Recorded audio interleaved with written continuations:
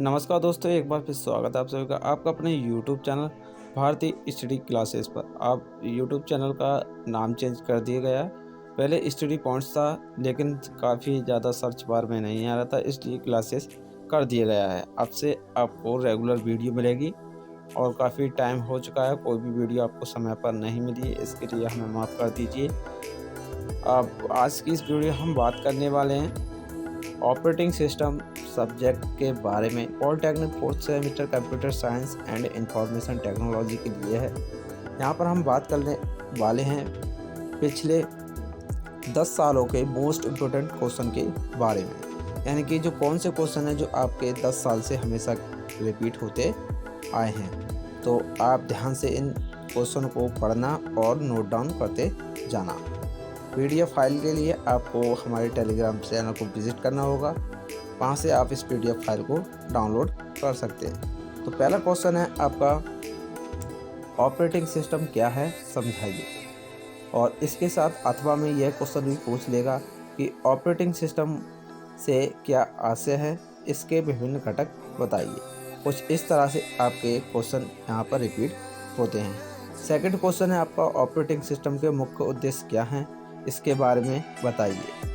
Third question है आपका, operating system कितने प्रकार के होते हैं, किन्हीं दो का वर्णन कीजिए। या और अथवा करके ऐसे भी पूछ सकता है कि बैच ऑपरेटिंग सिस्टम की मुख्य विशेषताओं को परिभाषित कीजिए, या फिर बैच सिस्टम क्या है व्याख्या कीजिए। इस तरह से क्वेश्चन आपके रिपीट होते हैं। चौथा क्वेश्चन है आपका, मल्टीटास्किंग ऑपरेटिंग सिस्टम से आप क्या समझते हैं। या इस तरह से भी पूछ सकता है कि मल्टीटास्किंग ऑपरेटिंग सिस्टम को विस्तार पूर्वक समझाइए। उसके बाद आपका पांचवा क्वेश्चन है, टाइम शेयरिंग को विस्तार पूर्वक समझाइए। या अथवा में इससे भी पूछ सकता है कि टाइम शेयरिंग एवं मल्टी प्रोग्रामिंग में अंतर स्पष्ट कीजिए। या फिर टाइम शेयरिंग सिस्टम से आप क्या समझते हैं।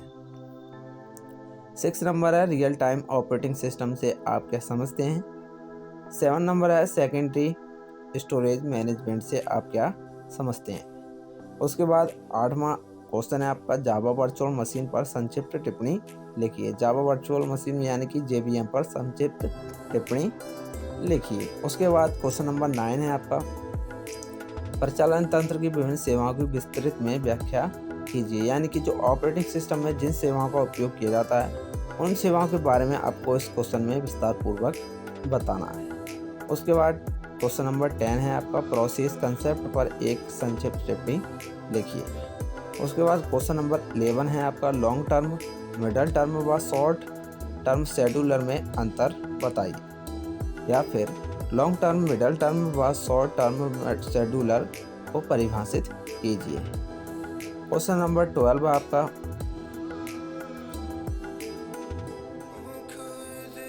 यहाँ पर कुछ गलत हो गया है, शेड्यूलिंग एल्गोरिदम की व्याख्या कीजिए। क्वेश्चन कुछ इस तरह से है आपका, तो यहाँ पर हम बाद में आपको बता देंगे क्या था।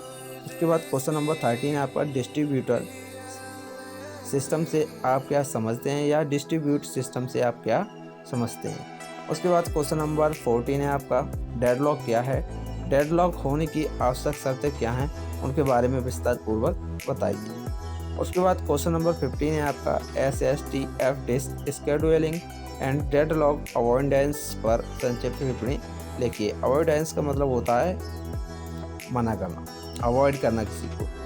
क्वेश्चन नंबर 16 है आपका, राउंड रॉबिन शेड्यूलिंग एल्गोरिदम को विस्तार पूर्वक समझाइए। क्वेश्चन नंबर 17 है आपका, मल्टी प्रोग्रामिंग में मल्टी पार्टीशंस की अवधारणा की व्याख्या कीजिए। या अथवा में क्वेश्चन यह भी पूछ सकता है कि मल्टी प्रोग्रामिंग में मल्टी पार्टीशंस के महत्व को स्पष्ट कीजिए। या फिर इस क्वेश्चन को इस तरह भी पूछ सकता है कि मेमोरी विभाजक क्या है, यह मेमोरी प्रबंधन में किस प्रकार मदद करता है।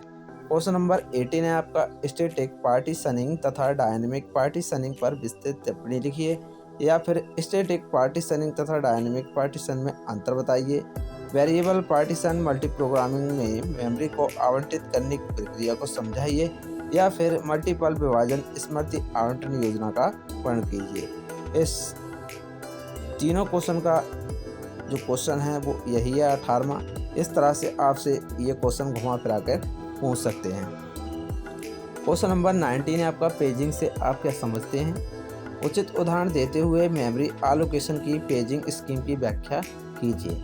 या फिर अथवा में आपसे कुछ इस तरह क्वेश्चन घुमा फिरा के पूछ सकता है कि पेजिंग पद को सही चित्र के साथ समझाइए। उसके बाद क्वेश्चन नंबर आपका 20 है, मेमोरी प्रोटेक्शन पर एक संक्षिप्त टिप्पणी लिखनी है। यानी कि मेमोरी को प्रोटेक्ट करने के लिए जो विधियाँ अपनाई जाती हैं उनके बारे में आपको यहाँ पर डिटेल्स पूर्वक लिखना है। उसके बाद 21 क्वेश्चन है आपका, सेगमेंटेशन से आप क्या समझते हैं?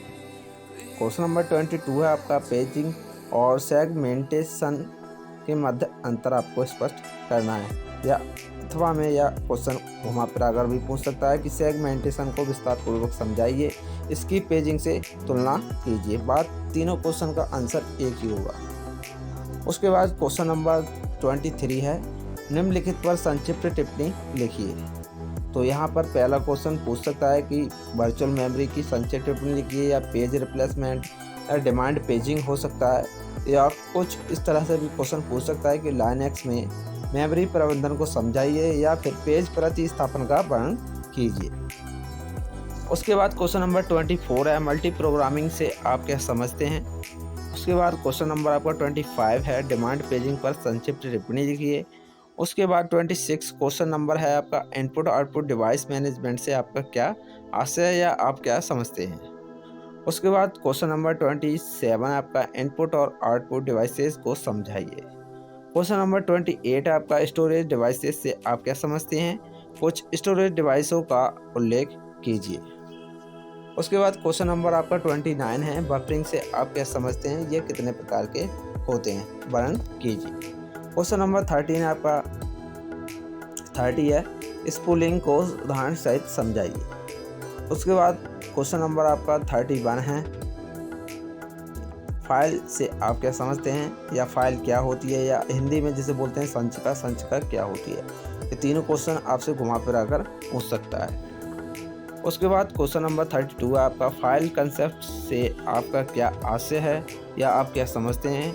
इसके सभी एट्रीब्यूट्स के नाम आपको लिखने हैं। क्वेश्चन नंबर 33 है कि फाइल सिस्टम क्या है? फाइल सिस्टम के आर्किटेक्चर का उल्लेख कीजिए। फाइल सिस्टम कितने प्रकार के होते हैं, इनके बारे में बताइए। क्वेश्चन नंबर 34 है आपका, फाइल एक्सेस विधि से आप क्या समझते हैं? विभिन्न प्रकार सहित वर्णन कीजिए। क्वेश्चन नंबर 35 है आपका, डिस्क एलोकेशन मेथड से आप क्या समझते हैं? विभिन्न डिस्क एलोकेशन विधियों का नाम लिखिए। क्वेश्चन नंबर 36 है आपका, कंटिगुअस एलोकेशन विधि के बारे में विस्तृत जानकारी दीजिए, या फिर नॉन कंटिगुअस एलोकेशन विधि के दोनों विधियों का वर्णन कीजिए। या इस तरह से भी क्वेश्चन पूछ सकता है 37 कि लिंक्ड एलोकेशन का से आपका क्या तात्पर्य है, या लिंक्ड फाइल आवंटन विधि को समझाइए। उसके बाद क्वेश्चन नंबर 38 है आपका, संचिका तंत्र के किसी 3 कारणों को उल्लेख कीजिए। संचिका यानी कि फाइल के बारे में आपको 3 कारण बताने हैं आपको इस क्वेश्चन में। उसके बाद 39 क्वेश्चन है आपका कि लाइनक्स से आप क्या समझते हैं? इसका विस्तार पूर्वक वर्णन कीजिए या इसका वर्णन कीजिए। उसके बाद क्वेश्चन नंबर 40 है आपका, लाइनक्स की विशेषताएं क्या होती हैं, विस्तार पूर्वक समझाइए। क्वेश्चन नंबर 41 है आपका, यूनिक्स सिस्टम की संरचना से आप क्या समझते हैं। क्वेश्चन नंबर 42 है आपका, लाइनक्स ऑपरेटिंग सिस्टम के इतिहास के विषय में बताइए। क्वेश्चन नंबर 43 है आपका, लाइनक्स के स्ट्रक्चर को समझाइए। क्वेश्चन नंबर 44 है आपका, लाइनक्स आर्किटेक्चर का परिचय दीजिए। क्वेश्चन नंबर 45 है आपका, लाइनक्स को कैसे इंस्टॉल किया जाता है, क्रम अनुसार बताइए। क्वेश्चन नंबर 46 है आपका कि लाइनक्स सेल का परिचय दीजिए। क्वेश्चन नंबर 47 है आपका, सेल स्क्रिप्टिंग क्या है। और क्वेश्चन नंबर 48 है, सिंगल लेवल डायरेक्टरी संरचना की व्याख्या कीजिए। क्वेश्चन नंबर 49 है कि शेड्यूलर का अर्थ क्या होता है, विभिन्न प्रकार के शेड्यूलर का वर्णन कीजिए। क्वेश्चन नंबर 50 और लास्ट क्वेश्चन है आपका, लाइनक्स वीआई एडिटर में कमांड्स का उल्लेख कीजिए। ये 50 क्वेश्चन है आपके, जो पिछले 10 ईयर्स से पूछे जा रहे हैं। मैं आशा करता हूँ आपके समझ में आ गया होगा कि किस तरह के क्वेश्चन हैं जो आपके इस तरह रिपीट होते हैं। तो आई होप अगर आप हमारे चैनल पर नए हैं, चैनल को सब्सक्राइब कर लें और मोस्ट इम्पोर्टेंट क्वेश्चन सीरीज देखने के लिए और